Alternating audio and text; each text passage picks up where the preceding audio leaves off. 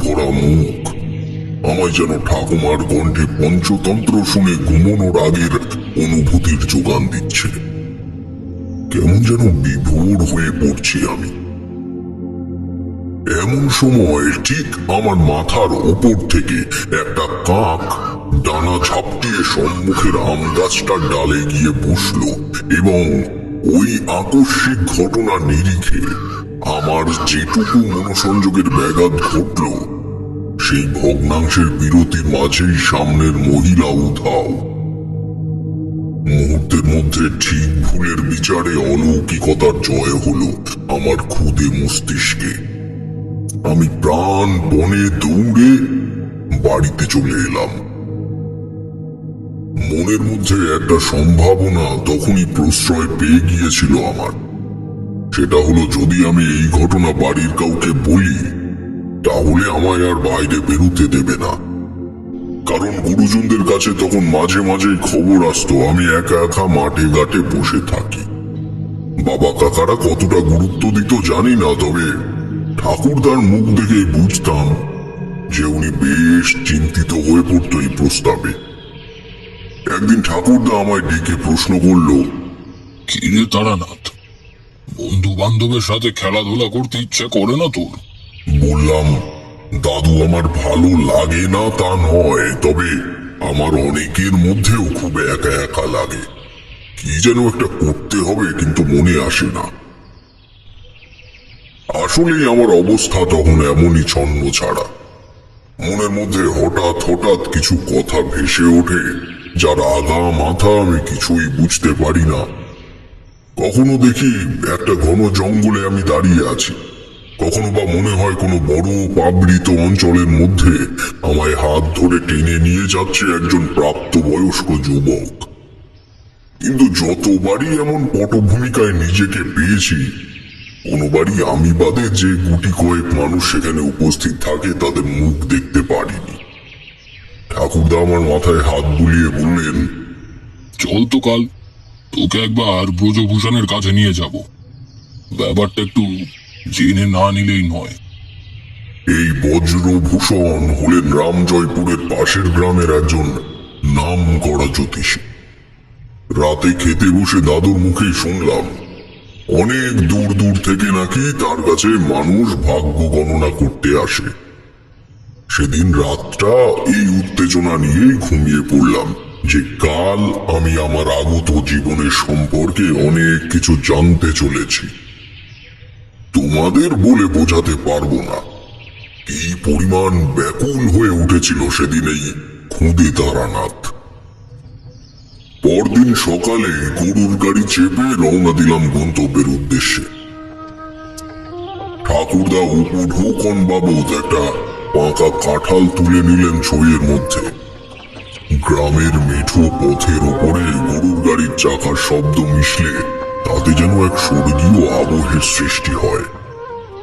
ভেতরে বসে থাকা প্রতিটা মানুষের কথা যেন এক আলাদা মাত্রা স্পর্শ করে। একদিন সুযোগ পেলে ওই পরিবেশেও আমরা বসবো, কি বলো? সে যাই হোক, কথাটি তুললাম তার একটি কারণ আছে। ঠাকুরদার হাত ধরে বসে চালকের মুখের যে গুনগুন গান শুনতে পাচ্ছিলাম তাও যেন বৃন্দাবনের লীলাভূমিতে শ্রীকৃষ্ণের বাঁশির ন্যায় মধুর লাগছিল। যদিও সে সুর আমি নিজের কানে কোনোদিনও শুনিনি, তবে ঠাকুমার বাচনভঙ্গি এতটাই সুনিপুণ ছিল যে মনে মনে ঘটনাকালীন পাত্র পাত্রীরাও যেন জীবন্ত হয়ে কথা বলে উঠত। কিশোরী বাধা দিয়ে বলল, তাহলে আপনার এই গল্প বলার ক্ষমতাটা বংশগতই? ভেবেছিলাম তারানাথ এই অনিচ্ছাকৃত বিরতির জন্য বোধহয় এখনই খাপ্পা হয়ে কিছু গরম কথা কিশোরীকে শুনিয়ে দেবে, কিন্তু হলো তার ঠিক উল্টোটা। মৃদু হেসে বলল, কথাটা মন্দ বলনি। শুধু ঠাকুমা কেন, ঠাকুরদার কাছেও পৌরাণিক গল্প কথা শুনতে রোজ সন্ধ্যায় প্রায় 20-30 লোকের আসর জমত, আর আমি হতাম ওই আসরের সব থেকে খুদে শ্রোতা। তাই গুরুমুখী বিদ্যা যে কিছু পেয়েছি এ বিষয়ে অস্বীকার করার জায়গা নেই।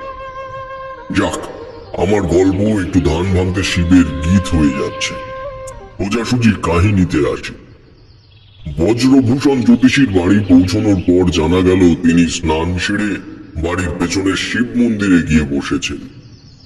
ঠাকুরদা আমার হাত ধরে সেখানেই নিয়ে গেল। আমায় দেখা মাত্রই জ্যোতিষ মশাই চমকে উঠলেন।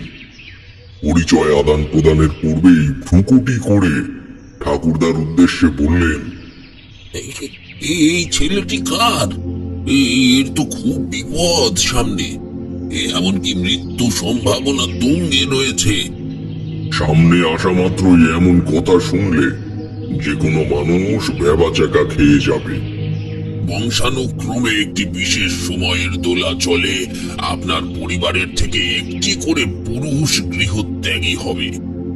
মা তারার 4 সহচরী হলেন ডাকিনী, শাকিনী, রাকিনী আর হাকিনী। এদের নাম আশা করি আপনি শুনেছেন। আর এই 10 মহাবিদ্যার আধার হলেন মা তারা। সে তার সন্তানকে নেওয়ার জন্য হাকিনী পাঠিয়েছেন। তার বিপরীতে পাথর কবজ করার মতো স্পর্ধা আমার নেই।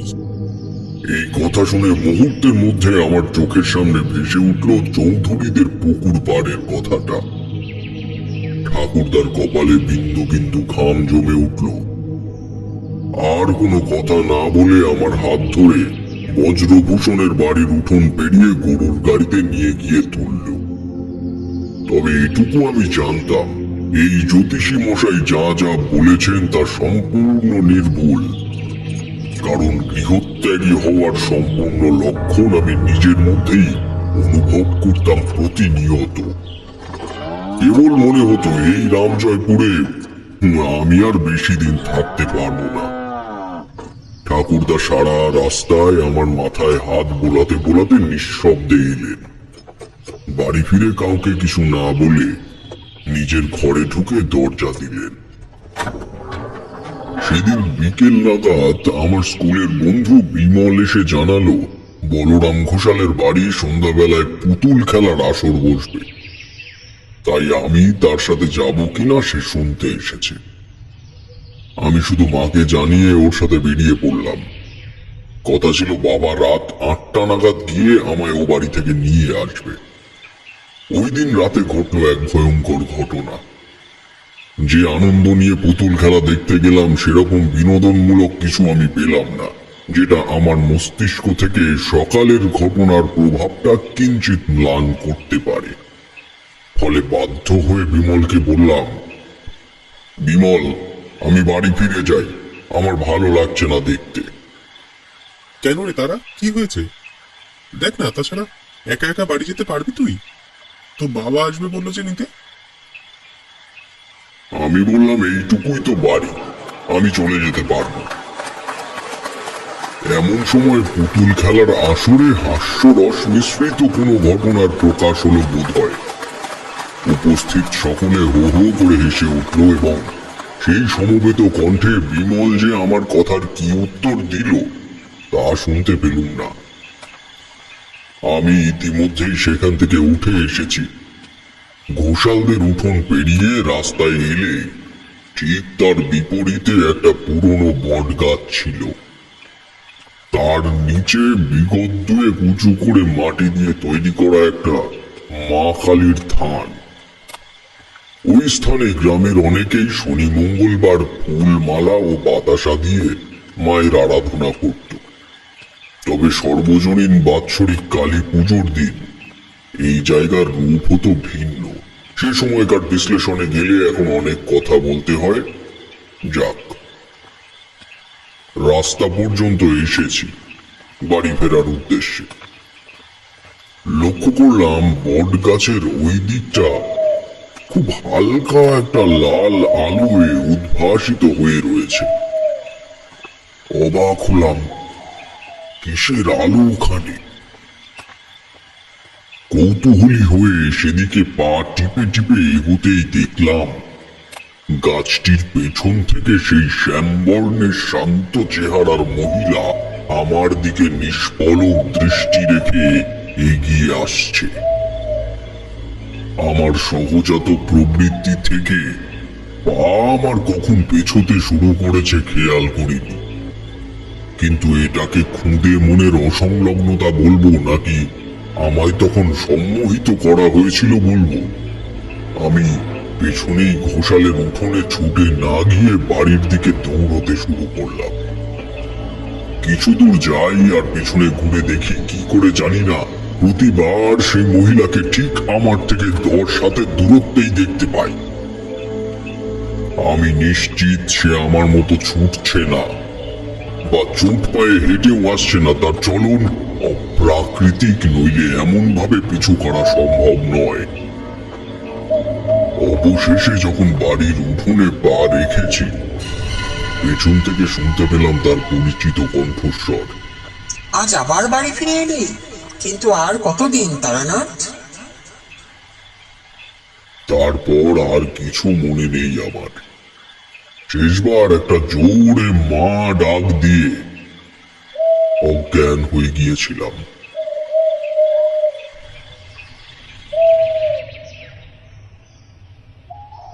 পরদিন সকালে ঘুম ভাঙলো ঠাকুমার ঘরে।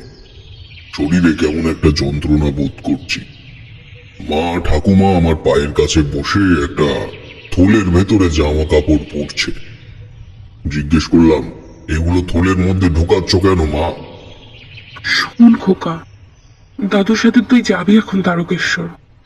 এখানে একজনের বাড়িতে 2 দিন তুই আর দাদু থাকবি। একদম কথা বাবা তবি না বাবা। মায়ের মুখ দেখে বুঝলাম ঠাকুরদা আর কাউর কাছে ব্যাপারটা গোপন রাখেনি। বজ্রভূষণ জ্যোতিষীর ব্যাপারটা এখন সবাই জানে।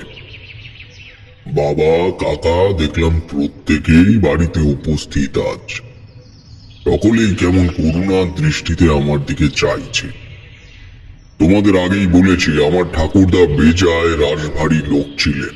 প্রয়োজনের বেশি যেমন কথা বলতেন না, ঠিক তেমনি যেটুকু বলতেন তার বিপরীতে মতামত প্রকাশ করার মতো কোনো অবকাশ তিনি রাখতেন না। ঘন্টা খানেকের মধ্যেই অমল দাসের গরুর গাড়ি এসে লাগলো আমাদের বাড়ির সামনে। সবাইকে বিদায় দিয়ে ঈশ্বরের নাম নিয়ে বেরিয়ে পড়লাম দাদুর হাত ধরে।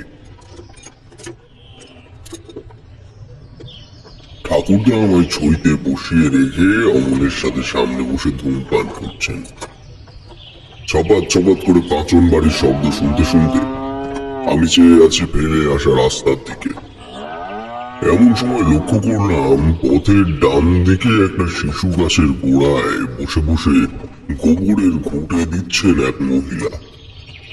তবে সে যে আমার দিকে তাকাবে সেই আশা আমি করিনি। না তাকালেই বোধহয় ভালো ছিল। এটা সেই মহিলা যার কারণে আমার জীবনে এই কাল বৈশাখী চলছে। সে দৃষ্টি প্রখর, সূর্যদগ্ধ আবহে শান্ত শীতল বৃক্ষ ছায়ার মতো নরম। তবে একটা গুপ্ত শাসন নিরন্তর ছুটে চলেছে তার দৃষ্টি কটাহের আড়ালে। তা বেশ টের পেয়েছি আমি। একবার ভাবলাম ঠাকুরদাকে ডেকে ব্যাপারটা বলি। বাদ সাধল আমার অচেতন মন। রামজয়পুর পেরিয়ে বড় রাস্তায় আসা পর্যন্ত আমি জেগেছিলাম। এটা সেটা ভাবতে ভাবতে কখন ঘুমিয়ে পড়েছি জানি না। হুঁশ ফিরল ঠাকুরদার কণ্ঠে। ওরে অমল, আরে এখানে দাঁড়িয়ে যা। এইভাবে ভিজতে ভিজতে গিয়ে লাভ কি? চোখ খুলে দেখি সৃষ্টিকে ধ্বংস করতে চাইছে যেন বিধাতা। হঠাৎ কোনো আক্রোশে আকাশ কখন এমন ভারী হয়ে এসেছে এর মাঝে জানি না। অমল দাস ছোয়ের মধ্যে ঢুকে এলো কাক ভেজা হয়ে। ঠাকুরদা বললেন, কেন যে এই জঙ্গলের পথ নিতে গেলি? যদি গাছের ডাল টাল ভেঙে পড়ে ছইয়ের উপর। চক্রবর্তী কাকা, এই রাস্তায় গেলে তাও 7-8 মাইল কম হয়। আর তাছাড়া আকাশের এমন অবস্থা হবে তা তো টের পাইনি। কি যে করি এখন? ফিরেও যাওয়া যাবে না আলো না জেলে। গরুগুলো মনে করছে বেলা শেষ হয়ে গেছে। বলা তো যায় না কোথায় কোন ডালপালা ভেঙে পড়ে আসে। বৃষ্টিটা না হয় একটু কমুক, তারপর কিছু করা যাবে। ঠাকুরদার মুখ দেখলাম দুশ্চিন্তায় ঝুঁকে পড়েছে। নিচু গলায় বললেন, তীর্থপথে এমন বাধা, এ তো মোটেও ভালো ইঙ্গিত নয়। এই চল। এমন সময় বাইরের থেকে একটা তীক্ষ্ণ কণ্ঠস্বরের সাথে ভেসে এলো গরুর শরীরে পাঁচন বাড়ি পড়ার শব্দ। একটা হ্যাচকা ঝাঁকুনি দিয়ে ছুটতে শুরু করলো গরু দুটো। ঠাকুরদা বললেন, কে ওখানে? কে ওখানে? অমলের অবস্থা সেই মুহূর্তে উত্তর দেওয়ার মতো নয়। কোনো মতে সে ছিটকে পড়তে পড়তে বেঁচেছে। কয়েক সেকেন্ডের বিস্মিত মুখ চাওয়াচাইয়ের পর অমল অতি কষ্টে ছইয়ের পর্দাটির দিকে এগুলো বুকে হেঁটে। সে কি অপার্থিব মুহূর্ত, কি বলবো তোমাদের। ঘন জঙ্গলের ভেতর থেকে ওই প্রাকৃতিক দুর্যোগকে অগ্রাহ্য করে উদ্দেশ্যহীন হয়ে ছুটে চলেছে আমাদের গরুর গাড়ি। শব্দটা অমল শুনতে পেরেছে কিনা বলতে পারবো না, তবে আমার সাথে সাথে ঠাকুরদাও যে শুনেছে সেই ভয়ঙ্কর কণ্ঠস্বর তা স্পষ্ট বুঝতে পারলাম। বিড়বিড় করে ঈশ্বরের নাম জপ করা থেকে। অমল ছইয়ের পর্দা সরাতেই যা দৃষ্টিগোচর হলো, তা দেখার পরও যে আমার সাথে উপস্থিত বৃদ্ধ মানুষগুলির হৃৎপিণ্ড মুহূর্তেই থেমে যায়নি, তা ভাবলেই এখনো অবাক লাগে আমার।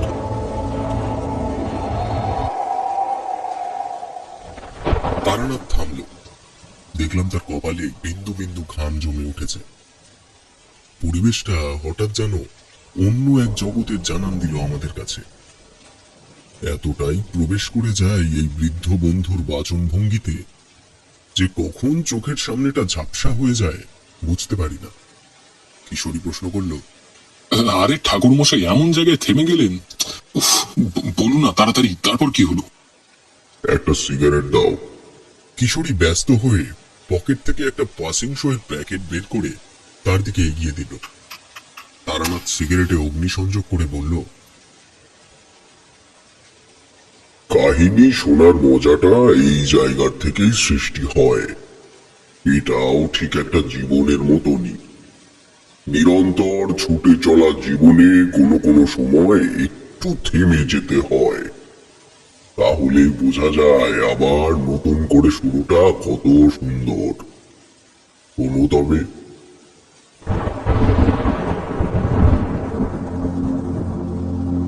অমল ছইয়ের পর্দা সরাতেই দেখলাম একজন মহিলা চালকের আসনে হাঁটুর উপরে ভর দিয়ে বসে আছে। অন্ধকার জগতের কোন অলৌকিক বিচিত্রতার খেয়ালে জানি না, তার সম্পূর্ণ দেহটি সামনের দিকে ঘুরে থাকলেও পর্দার ওপাশ থেকেও হয়তো এই দৃষ্টি আটকে ছিল আমাদেরই দিকে। ঠাকুরদার কণ্ঠস্বর শুনতে পেলাম, তারানাথ, আমার এদিকে চলে আয়। আয় এদিকে। অমল কেমন পাথরের মূর্তির মতো চেয়ে আছে ঠাকুরদার চোখের দিকে। সে যেন বুঝতে পেরেছে এই অপ্রাকৃতিক পরিবেশের ব্যাপারে যেন আমার ঠাকুরদা আগের থেকে কিছু জানে। চোখ চ্যাপটা করে প্রশ্ন করলে, চক্রবর্তী কাকা, আমার গরু দুটো তো আর বাঁচবে না। আপনি কোন বিপদ কাঁধে বাঁধিয়ে নিয়ে এনেছেন কাকা? ওরে অমল, মৃত্যুকে কি কেউ স্বেচ্ছায় আহ্বান করে? ঈশ্বরের নাম কর, ঈশ্বরের। এবার আমি বলেই দিলাম, দাদু, ওই মহিলা আমায় পিছু করে বেড়াচ্ছে কয়েকদিন ধরে। ও তোমাদের ক্ষতি করতে চায় না, সে আমায় নিয়ে যেতে চায়। আমার জন্যই এমন হচ্ছে। এমন সময় ওই কৃষ্ণ কালো পরিবেশ মুহূর্তের মধ্যেই তার রং পরিবর্তন করে ফেলল। সবাই অবাক হয়ে দেখলাম ছইয়ের ভেতরটা হঠাৎ ভরে উঠেছে এক অযাচিত নীল আলোয়। গরুগুলিও হঠাৎ যেন শান্ত হয়ে নিজেদের স্বাভাবিক ছন্দে ফিরে এলো। অমল দ্রুত ছইয়ের পর্দা সরাতেই তার চোখ চ্যাপটা হয়ে এলো। নিচু গলায় বলল, ওটা কি? কিরে অমল, কি হয়েছে? বলে ঠাকুরদা উঠোনের বাইরে মুখ বাড়ালেন। কে উঠি? এমন সময় বাইরের থেকে একটা চিকন কণ্ঠ শুনতে পেলাম। গাড়ি নিয়ে পশ্চিমের দিকে চলে যাও এখন। সেখানে এক পুরনো রক্ষাকালী মন্দির আছে, ওখানে কি অপেক্ষা করো, আমি আসছি। বুঝলাম চালকের আসনে যে পৈশাচিক বিভীষিকা এতক্ষণ বিরাজমান ছিল কোনো এক ঐশ্বরিক মন্ত্র বলে সে এখন অদৃশ্য হয়েছে। সুতরাং যার কণ্ঠস্বর আমার কানে ভেসে এলো সে নিশ্চয়ই কোনো মহাপুরুষ যে এই জাগতিক ঘটনাটি ঘটিয়েছে। পরক্ষণেই নিজের মাথায় এলো, ঠাকুরদা বলল লোকটিকে চেনে, তাহলে মহাপুরুষ হয় কিভাবে? অমল ধীরে ধীরে সামনে গিয়ে বসতেই আমি প্রশ্ন করলাম, দাদু কে এসেছে আর এই আলো কিসের? যে তোকে রক্ষা করলো তারানাথ, এটুকু বলতে পারি সে তোর জন্মলগ্ন তুই ভূমিষ্ঠ হওয়ার আগেই নির্ধারণ করে গেছিল। লোকটির পরিচয় এখন স্পষ্ট মনে পড়ছে না। কথাটি আমায় আবার এক সমুদ্র প্রশ্নের সামনে দাঁড় করিয়ে দিল। রূপ করে ঠাকুরদার কোলে মাথা দিয়ে শুয়ে পড়লাম। অসমান্তরাল কাদা জমা অস্থায়ী পথ ধরে গরুর গাড়ি সেই অজ্ঞাত মানুষটির দিক নির্দেশ অনুযায়ী চলতে শুরু করল। মিনিট 30 পর অমল বলল, চকর্তি কাকা, কি করে কি হচ্ছে কিছুই ঠাউর করতে পারছি না আমি। আমার বাড়িতে বউ বাচ্চা রয়েছে কাকা, এখন যদি কিছু হয়ে যায় তাহলে তাদের কি হবে? অমূল, ওই ঘটনার মর্ম গ্রামে ফিরে আলোচনা করিস না কিন্তু। এতে আমার নাতিটার জীবন নষ্ট হয়ে যাবে। ওর উপরে গ্রহের দশা চলছে, ওই কারণেই তো নিয়ে যাচ্ছে ওকে আমার এক বুড়ো ভাইয়ের বাড়ি। আমিও জানি না কি হবে বা কি হতে চলেছে, তবে এই যাত্রায় আমাদের যে প্রাণ বাঁচালো তার সাথে আমার আগে সাক্ষাৎ হয়েছে। তবে ছেলেটি যে এত কাছের কোন অঞ্চলেই থাকে তা জানতাম না। এই ছেলেটির বিশেষ কিছু ক্ষমতা আছে, এক ধরনের জ্যোতিষী বলা যায়। এটুকু মনে আছে আমাদের বাড়িতে এসেছিল এক রাত ঘুমানোর জন্য। তারপর সে আরো কথা। আগে চল দেখি, তোকে পরে বলা যাবে সব। প্রাণে বাঁচলে তো কিছু আলোচনার প্রশ্ন আসছে চক্রবর্তী কাকা। জানি না আরো কি দুর্ভোগ রয়েছে কপালে। দেখো তো দেখো তো কাকা, ওই যে একটা মন্দির মতো দেখা যাচ্ছে না? আমি উঠে বসলাম। ঠাকুরদা ছুঁয়ের কাপড় সরিয়ে বললেন, হ্যাঁ তাই তো, কিন্তু মন্দিরে কোনো মূর্তি নেই যে। আমিও মাথা গলিয়ে বাইরে দেখলাম। ঠাকুরদার কথা মিথ্যে নয়, একটি বহু প্রাচীন ভগ্নপ্রায় মন্দির এমন জায়গায় রয়েছে তা আশা করা যায় না। কি অপরূপ তার মৃতপ্রায় সৌন্দর্য! তবে আশেপাশের গাছপালা ও পরজীবীর দলের অন্তঃকলহে কোনো কারণে স্থাপত্যটি স্থানীয় প্রাচীন উদ্ভিদের গ্রাস হয়েছে বলে মনে হয়। ঈশ্বর অন্তর্ধান হয়েছেন ভক্তের অভাবে, আর কালের নিয়মে ঈশ্বর বর্জিত দেশে এখন আধিপত্য বিস্তার করে চলেছে শয়তানের কালো শক্তি। অমল ও ঠাকুরদা গাড়ি থেকে নেমে আমায় নামিয়ে নিলেন। আকাশ কেবল বৃষ্টিমুক্ত হয়েছে, কিন্তু পরিবেশের মুখ গোমড়া ভাবটা তখনও অব্যাহত। ঠাকুরদা আমার হাত ধরে মন্দির চাতালে নিয়ে গিয়ে বসিয়ে দিলেন। অমল চারিদিকে ঘুরে ঘুরে যে ব্যক্তি আমাদের এখানে আসতে বললেন তাকে খুঁজে বেড়াচ্ছে। ঠাকুরদা চোখ বুজে কি যেন বিড়বিড় করছে আর চারিদিকে দৃষ্টি ফেলছে। বেশ কয়েক ঘন্টা অপেক্ষা করার পর যখন কয়েকটা কাক আর দুটি দুর্বল শেয়াল ছাড়া আর কোনো জীবন্ত অস্তিত্বের খোঁজ মিলল না, তখন অমল অস্থির হয়ে বললে, চক্রবর্তী কাকা, আমার মনে হয় ওই লোকটাও আমাদের নতুন কোনো বিপদের মুখে ঠেলে দিলেন। আমরা বিপদগ্রস্ত বিচার বুদ্ধি না খাটিয়েই চলে এলাম ওনার কথা শুনে। আমাদের উচিত ছিল সেই মুহূর্তেই ওখান থেকে ফিরে যাওয়া। না না অমল, আরো একটু দেখা যাক। আমরা মায়ের মন্দিরে আছি, এখানে কোনো অলৌকিকতা আমাদের স্পর্শ করতে পারবে না। ঈশ্বরে বিশ্বাস হারাস না অমল। এমন সময় মন্দিরের পেছন থেকে একটা চাপা কাশের শব্দ পেলাম। অমলের হাতে একটা সরু গাছের ডাল ছিল, সে সেটা শক্ত করে ধরে ঠাকুরদার পাশে ভেসে এলো।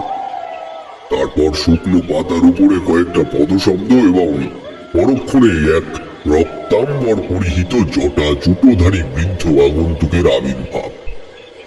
তাকে দেখা মাত্রই ঠাকুরদার মুখে বিস্ময় ও চোখের কোণায় জল জমে উঠল। কাপা কাপা গলায় বলল, কেদার, কেদার তুই এখানে মানে তুই কি করে এলি ভাই? কোথায় কোথায় ছিলি এতদিন? কোথায় ছিলি এতদিন বাড়ি ঘর ছেড়ে তুই? আমি তখনও কিছুই বুঝে উঠতে পারছি না। অমলের হাতের থেকে লাঠিটা পড়ে গেল তৎক্ষণাৎ। সে বলল, তপতি কাকা, এটাই কি আপনার ছোট ভাই কেদারনাথ? মুহূর্তের মধ্যে মাথায় এলো ব্যাপারটা। কেদারনাথ চক্রবর্তী, অর্থাৎ আমার বাবার ছোট কাকা এবং ঠাকুরদার সব থেকে ছোট ভাই, যে একটি নির্দিষ্ট সময়ের পর থেকে নিরুদ্দেশ হয়ে গিয়েছিল বাড়ির থেকে, সেই এখন আমাদের সামনে ঈষৎ কুঞ্চিত দৃষ্টিতে এক অপ্রকাশিত প্রশান্তির ঢেউয়ের উচ্ছ্বাসের দমক আটকে রেখে দাঁড়িয়ে রয়েছেন। মুখের আধন ও ঠোঁটের কম্পন বলে দেয়, কয়েক যুগ পরে নিজের পরিবারের লোকদেরকে দেখে মানুষটির মন এক অযাচিত শান্তিতে ভরে উঠেছে। এই তুই কোথায় ছিলি এতদিন?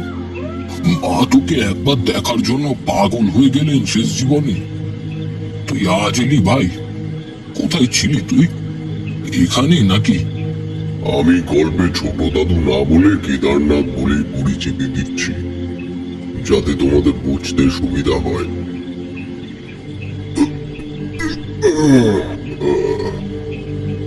তোমরা বসো, আমি একটু চা নিয়ে আছি। কড়া লিকারের গন্ধ পেয়েছি, চারি বোধহয় নাম আনো। বলে তারানাথ উঠল। এই মানুষটা যে কি করে সমস্ত দিক খেয়াল রাখে তা মাথায় ঢোকে না আমাদের। আমিও কিশোরী যে গল্প শুনতে শুনতে পাথরের মূর্তি হয়ে যাই বা কোনো অন্য জগতে বিরাজ করি, তা টের পাই এই অনিচ্ছাকৃত বিরতিগুলিতে। কিছুক্ষণ বাদে একটি থালায় 3 কাপ চা এবং নিমকি নিয়ে উনি এলেন। তবে বসে বসে বললেন, গল্পটা একটু বেশি দুঃখের স্মৃতিচারণ করছে, তাই না?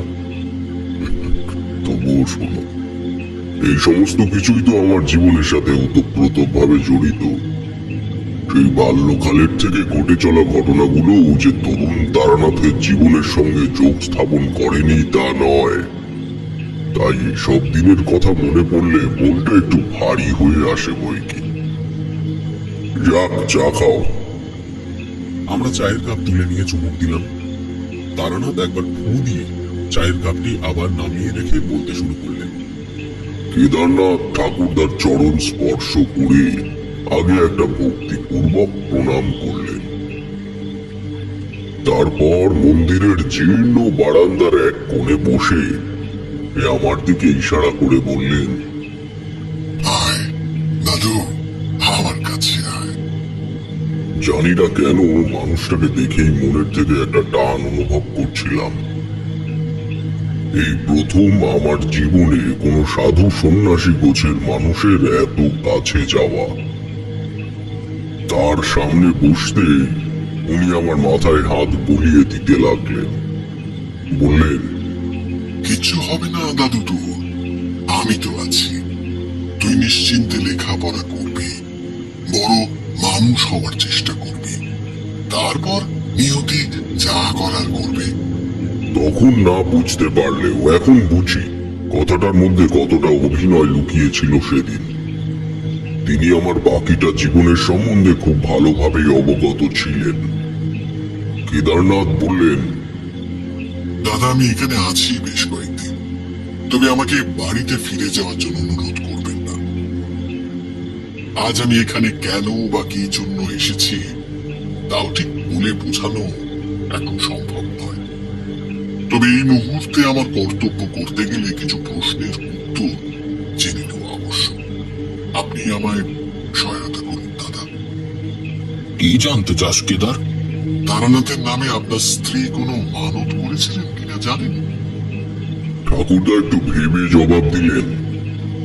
ওর 5 বছরের জন্মলগ্নে ওর ঠাকুরমা একটা মানত করেছিল, তবে কি সেই মানত তা তো কেবল উনিই বলতে পারবেন। মানতের বিষয়বস্তু জানার প্রয়োজন নেই, কারণ সেটা তার অগোচরেই অভিশাপের কারণ হয়ে গেছে। মানুষ মাত্রই অনেকে এই ভুল করেন দাদা। মায়ের চরণে মানত করলে তা সঠিক সময় নিবেদন না করলে কালীমা রুষ্ট হন এবং একটি নির্দিষ্ট সময়ের পর থেকে সংকল্পিত ব্যক্তির পেছনে তার সহচরী হকিনী বা রোগিণীকে ছায়ার মতো অনুসরণ করার নির্দেশ দেন। এরা মায়াবিনী, যে কোনো সময় যে কোনো রূপ ধারণ করতে পারে। আর আজ যে ঘটনা ঘটছে ওর সাথে, সেটাও ওই অসম্পূর্ণ মানতের কারণে। সময় পেরিয়েছে দাদা, এখন মাকে শান্ত করতে গেলে বলি প্রয়োজন। তাও সেটা দিতে হবে তারানাথের হাতে। ঠাকুরদা ইতস্তত করে বললেন, মানে কি করে হবে বলি, বা কোথায় বা হবে পুজো? কেন অমর জীবন আপনাকে এখানে পাঠালো এখনো বুঝতে পারোনি দাদা? এই রক্ষাকালী মন্দিরেই সমস্ত ক্রিয়া সম্পূর্ণ করব দাদা, তবে আপনার সাহায্য দরকার আমার। তবে এই মন্দির কাদের, বা এখানে কোনো দেবী তো নেই, তুই কার আরাধনা করবি এখানে? কেদারনাথ ঈষৎ হেসে উত্তর দিলেন, আপনারা তাকে দেখতে পাচ্ছেন না দাদা, শুধু মূর্তিতে ঈশ্বর থাকে না, ঈশ্বর তো সর্বত্র উপস্থিত। বাকিটা তোমরা নিজেরাই দেখতে পাবে। আমায় সত্তর কিছু উপকরণ জোগাড় করে দিতে পারবে? বল কি কি লাগবে, আমি আর অমল মিলে জোগাড় করে আনছি। এতক্ষণ পরে আমি অমলের দিকে চাইলাম।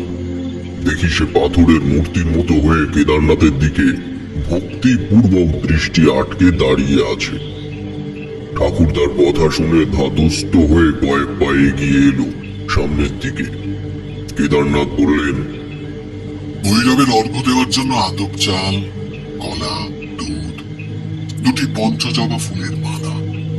লক্ষ্য রাখবেন যাতে প্রতিটি মালায় বেজোড় সংখ্যার গুণ থাকে।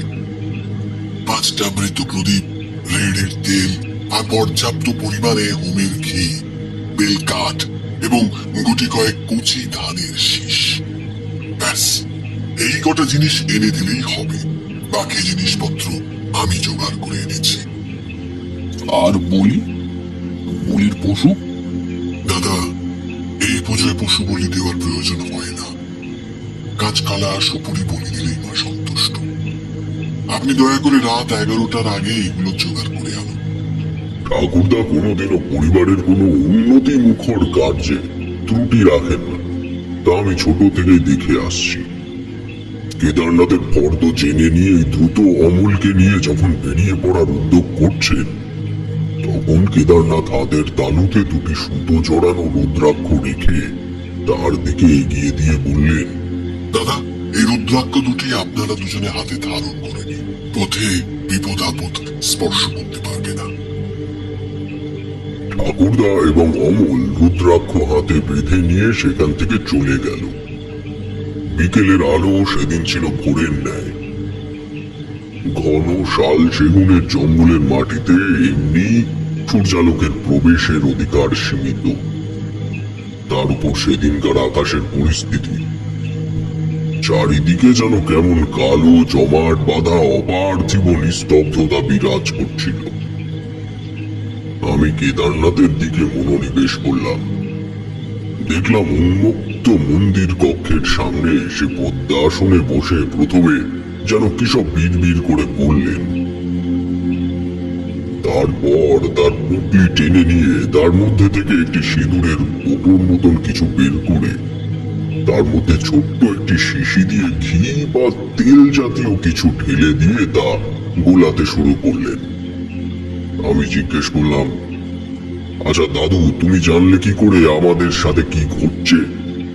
তুমি জানলেই বা কি করে আমার নামে মানত করেছিল ঠাকুমা? কেদারনাথ একটা রহস্যময় হাসি হেসে আবার নিজের কাজে মনোনিবেশ করলেন। কিছুক্ষণ বাদে বললেন, দাদু, তোমার খবর আমি যেখানেই থাকি পেয়ে যাই। তোমার মরমে যেই জগৎ মাতার বীজ বপন হয়েছে তা বংশগত। এখন তুমি ছোট আছো বলে বুঝতে পারছো না, ধীরে ধীরে সব বুঝতে পারবে তো। একটা সময় বিপদ আসন্ন হলেও তুমি আগের থেকে টের পেয়ে যাবে, কিন্তু এখন সেটা বোঝার ক্ষমতা তোমার হয়নি। সবাইকে পাঠিয়ে দিলাম এই কারণেই, তারানাথ, যাতে তোমায় একা আমি পেতে পারি। চোখের পলক পড়তে কেদারনাথের মুখের আদল বদলে গেল সেই নারীর হিংস্র মুখে। আমার দু চোখের মনি থেকে মস্তিষ্কে প্রবেশ করতে চাইছে তার জল জলে চোখের তীব্র লালচে জ্যোতি। তৎক্ষণাৎ মনে পড়ে গেল কেদারনাথই বলছিল হাকিনী বা রাকিনী মায়াবী শক্তিধারী হয়, অর্থাৎ সেই মহিলা এতক্ষণ কেদারনাথের চেহারা নিয়ে এতক্ষণ আমাদের মিথ্যে জালে ফাঁসাচ্ছিল। তবে তোমাদের বলে রাখি, ছোট থেকেই খুব ভীতু ছেলে আমি ছিলাম না। দাদু ঠাকুমার মুখে পঞ্চতন্ত্র শুনতে শুনতে তার সমস্ত প্রেক্ষাপট চোখের সামনে ভেসে উঠত আমার। সেই কাহিনীতেও এমন পিশাচিনী বা যক্ষিণীদের রূপ পরিবর্তনের কথা শুনেছিলাম, এবং তার সাথে এটাও শুনেছিলাম এই সকল মায়াবী রমণী কোনো মানুষকে অজ্ঞান করে ফেলে তার আত্মা নিয়ে বিচরণ করতে শুরু করে, যাকে এক কথায় এখন বলি সূক্ষ্ম দেহে বিচরণ। এখানে বলে রাখি, গল্প শুনলে শুধু বিনোদন অর্জন হয় না, তার প্রতিটা ছত্রে একটা মানুষের যে জ্ঞান বা অভিজ্ঞতার আধার লুকিয়ে থাকে, তার থেকে শিক্ষা নেওয়াই হলো প্রকৃত শ্রোতার কর্তব্য। আমি কিন্তু সেদিন একজন ওই ধরনের শ্রোতা হওয়ার কারণেই বাকি ঘটনাটুকু ঘটাতে পেরেছিলাম। তবে তার সঙ্গে ঐশ্বরিক যেটা ঘটেছিল সেটাই ছিল আশ্চর্যের। যাকে প্রাথমিক বিশ্লেষণ না দিয়ে গল্পে ফিরে আসি। আমি লাফ মেরে বারান্দা থেকে নেমে পাশের জঙ্গলে ঢুকে খুঁজতে শুরু করলাম কেদারনাথের দেহ। মন কেন জানি না বলছিল, এই হাকিনী যখন মায়াবী রূপ নিয়েছে তখন কেদারনাথ সত্যি এখানে উপস্থিত ছিল, নইলে এই স্থানে বহু বছরের গৃহত্যাগী এক মানুষের উপস্থিতি এক বাক্যে মেনে নেওয়া সম্ভব নয়। সারা জঙ্গলময় যেন সেই পৈশাচিক হাসির উপস্থিতি দিক বিদিক কাঁপিয়ে দিচ্ছে সেই ভয়ঙ্কর প্রাপ্তির ধ্বনি। ঠাকুরদা তার ভাই ফিরে আসাতে খুশি হয়েছেন ঠিকই, কিন্তু আমি তার পরিচয় পাওয়ার পরপরই কিন্তু বিষয়টা নিয়ে ভেবেছিলাম অনেকবার। খুদে তারানাথ কম ধূর্ত ছিল না, হয়তো ঈশ্বর আমায় ভূমিষ্ঠ হওয়ার আগের থেকেই এই প্রকার নিম্ন শক্তির বিপরীতে লড়াই করার মনোবল দিয়েই পাঠিয়েছিলেন। ঠাকুমা সন্ধ্যা বাতি দেওয়ার সময় তারক ব্রহ্ম নাম করতেন শুনতাম, আমিও শুরু করলাম ঈশ্বরের নাম নেওয়া। ছুটে চলেছি নিরন্তর, দিক কাল সময়ের কোনো খেয়াল নেই তখন আমার। জঙ্গলের মধ্যে যেন ঝুপ করে সন্ধ্যা নেমে এলো। প্রেতের হাসিও হঠাৎ ম্লান হয়ে এলো কিছুক্ষণের জন্য। হাঁপাতে হাঁপাতে নিজের হাঁটুর উপরে ভর দিয়ে মাটির দিকে তাকিয়ে রয়েছে, তখন শুনতে পেলাম, তারানাথ, দক্ষিণে 20 পা হেঁটে এসো, তাহলেই পেয়ে যাবে তোমার গন্তব্য। চিনতে পেলাম গলার স্বরটি। এই কণ্ঠটাই শুনেছিলাম আমি গরুর গাড়ির ভেতরে বসে। ওই যে লোকটি অমল এবং দাদুকে পথ দেখাচ্ছিল।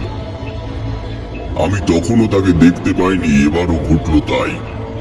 নিকষ কালো অন্ধকারের মাঝের থেকে কোন স্থানে দাঁড়িয়ে সে ব্যক্তি কথা বলছে তা ঠাউর করতে পারলাম না।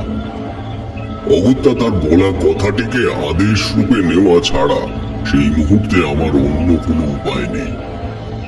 দক্ষিণ দিক বরাবর পা টিপে টিপে অন্ধের মতো 20 পা হাঁটার পরই পায়ে বাঁধল একটি মানুষের শরীর। হাতড়ে হাতড়ে তার চোখ মুখ আবিষ্কার করার পর বুঝতে পারলাম এই ব্যক্তিটি কোনো সাধারণ মানুষ নয়, তিনি নিশ্চয়ই সেই কেদারনাথ।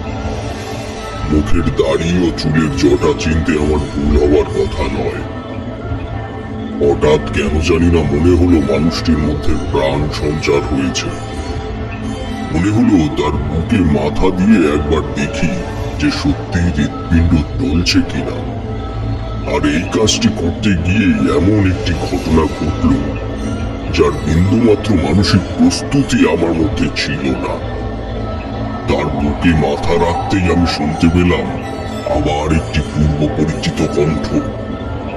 সেই অদৃশ্য আগন্তুক যেন এই নিথর শরীরটির পাঁজর খুঁড়ে আমার কানে কয়েকটা কথা বলে গেল। তোমার দাদুর ডান পায়ের বুড়ো আঙুল চেপে ধরে 3 বার এই কথাগুলি বলল। আমি এখানে তার বলা কথাগুলিকে অনুল্লিখিত রাখছি, কারণ বীজ মন্ত্র উচ্চারণ করা যায় না যে কোনো সময়ে।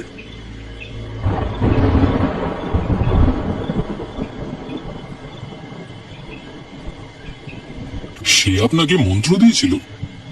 মানে আমি বলতে চাইছি তখন তো আপনি ছোট, আপনার মন্ত্র উচ্চারণে কাজ হয়েছিল কি? গল্পের মাঝে এমন হঠাৎ বাঁধ সাধায় তারানাথ বিরক্ত হলো কিনা জানি না, তবে আমি প্রচন্ড খাপ্পা হয়ে গেলাম। বললাম, কিশোরী তোমারও বলিহারি। আরে বাবা, দেখি না কি হয় কিনা। আগের থেকে এমন প্রশ্নগুলো করো কেন বলো তো বাবু? তারানাথ কিন্তু এই প্রশ্নে একটুও বিরক্ত হলো না, বরং হাসি মুখে জবাব দিল, একদম সঠিক প্রশ্ন করেছ কিশোরী। এখানেও একটা জিনিস তোমাদের জানিয়ে রাখা খুব প্রয়োজন।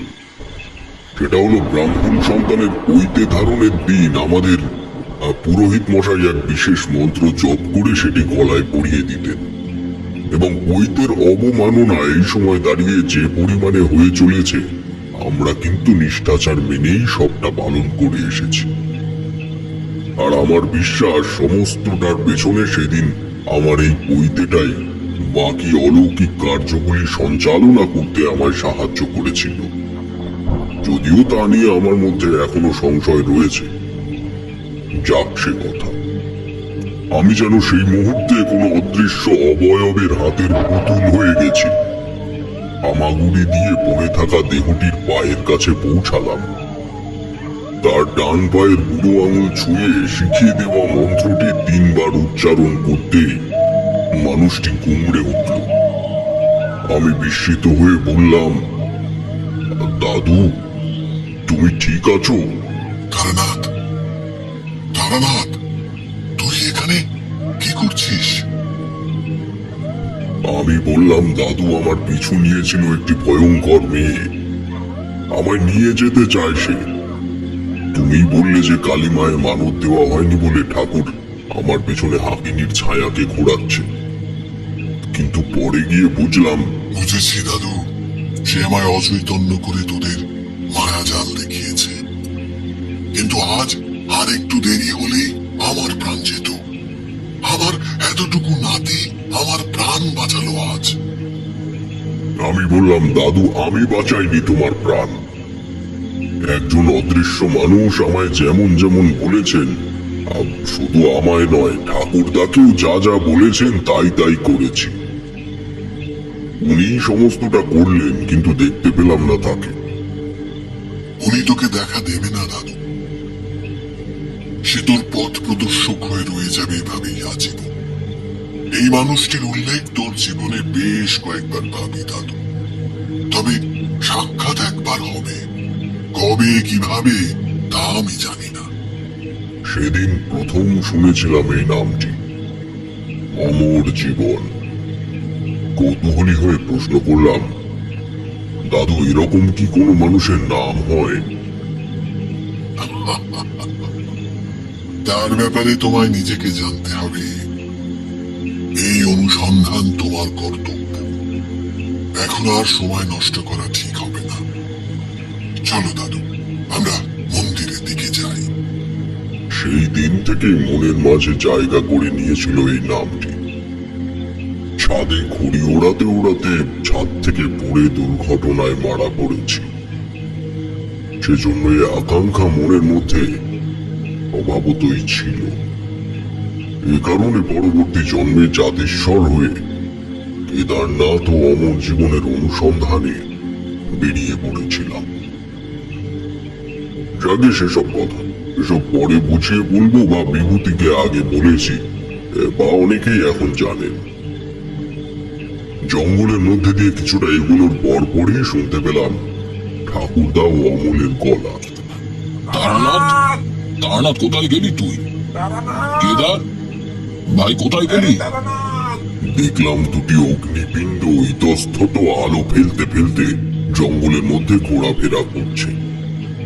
সেদিকে এগিয়ে গেলাম আমরা দুজন। আমাদের দেখতে পেয়ে ঠাকুরদা উন্মাদের মতো দৌড়ে এসে আমার দুটি গালে হাত বুলিয়ে দিলেন, বললেন, ওকে কোথায় নিয়ে গেছিলি কেদার? আমার তো জীবনটাই বেরিয়ে যেত আরেকটু হলে। চলুন দাদা, আমি আপনাকে সবটা বলছি। একটা বিশেষ পুজো করতে হবে। আশা করি আপনারা সবটা জেনেছেন এক ছলনাময়ীর কাছ থেকে। তবে আমাদের বংশে তারানাথের মতো সাহসী ছেলে জন্মেছে, এটাই আমায় অবাক করছে দাদা। তার জীবনশৈলীর ব্যাপারে সব খবরই আমি পেয়েছি এর আগে, আজ নিজে চোখে দেখলাম। ছলনাময়ী বলতে? চলুন মায়ের মন্দিরের সামনে গিয়ে আপনাদের সবটা বলি। সে আশেপাশে উপস্থিত আছে, আমাদের হাতে সময়ও খুবই কম। কেদারনাথ ঠাকুরদার নিয়ে আসা সমস্ত পুজোর সামগ্রী গোছাতে গোছাতে সমস্ত ঘটনাটা পুঙ্খানুপুঙ্খভাবে সবাইকে বলল। কথাগুলি শুনে তারা কেবল অবাক নির্বাক হয়ে বসে রইল। আমার ঠাকুরদার দাম্ভিকতা এক বচনীয় দৃষ্টিভঙ্গি বদলে গিয়ে কেমন যেন নরম মনস্ক হয়ে গেলেন মুহূর্তের মধ্যে। সমস্ত সামগ্রী গুছিয়ে নিয়ে কেদারনাথ মন্দিরের গর্ভগৃহে প্রবেশ করলেন। তবে সেখানে কোনো প্রদীপ বা আলোকউৎস জ্বলল না। বেশ খানিকক্ষণ সেখানে কিছু কার্য নিঃশব্দে সেরে বাইরে এসে ঠিক মন্দিরের দরজার সোজাসুজি মুখ করে একটা ষষ্ঠাঙ্গে প্রণাম করে শুকনো বেল কাঠ দিয়ে ধ্বনি বানালেন। তোমাদের তো আগেই বললাম, ঠাকুরদা জোগাড় যন্ত্রে কোনো ত্রুটি রাখতেন না কোনো কালে। ওইটুকু সময়ের মধ্যে অমলকে নিয়ে ফর্দে যা যা লেখা ছিল তার প্রায় 3 গুণ উপকরণ কিনে নিয়ে হাজির হয়েছেন সেখানে। গ্রামের খাঁটি ঘি, সংরক্ষিত শুকনো বেল কাঠের সংস্পর্শে আসতেই তার উজ্জ্বল লেলিহান শিখায় আলোকিত হয়ে গেল গোটা মন্দির চত্বর। বাঁ হাতের তর্জনী ডান হাতের কনুইতে স্পর্শ করে সেই যে ঘি ঢেলে চলেছে আমাদেরই এক বংশধর, তার শারীরিক প্রকৃতি না দেখলে তোমরা সে দৃশ্যের পবিত্রতা বুঝতে পারবে না। দেখলে মনে হয় রূপকথায় শোনা স্বয়ং মহাদেবের দেহ অবয়ব চোখের সামনে দেখতে পাচ্ছি। কেদারনাথই বটে। হঠাৎ শুনলাম অমল আঁতকে উঠে মুখের থেকে কেমন একটা শব্দ করে উঠল। এটা কি করে সম্ভব? কি সব করছি দাদা? তার দৃষ্টি অনুসরণ করে দেখলাম যে ঘরের ভেতরে এতক্ষণ কেবল অন্ধকার ছিল এবং যেখানে প্রথমে এসেই দেখেছিলাম শূন্য কক্ষ, সেখানে এখন একটি কোজাগুড়ি মা কালীর প্রতিমা বিরাজিত হয়েছে। এর পরের ঘটনা আমরা আর দেখার সুযোগ পাইনি। কোনো মন্ত্র বলেই হোক বা এমন অপার্থিব ঘটনা চোখের সামনে ঘটে যাওয়া থেকেই হোক, 3 জনই জ্ঞান হারিয়েছিলাম।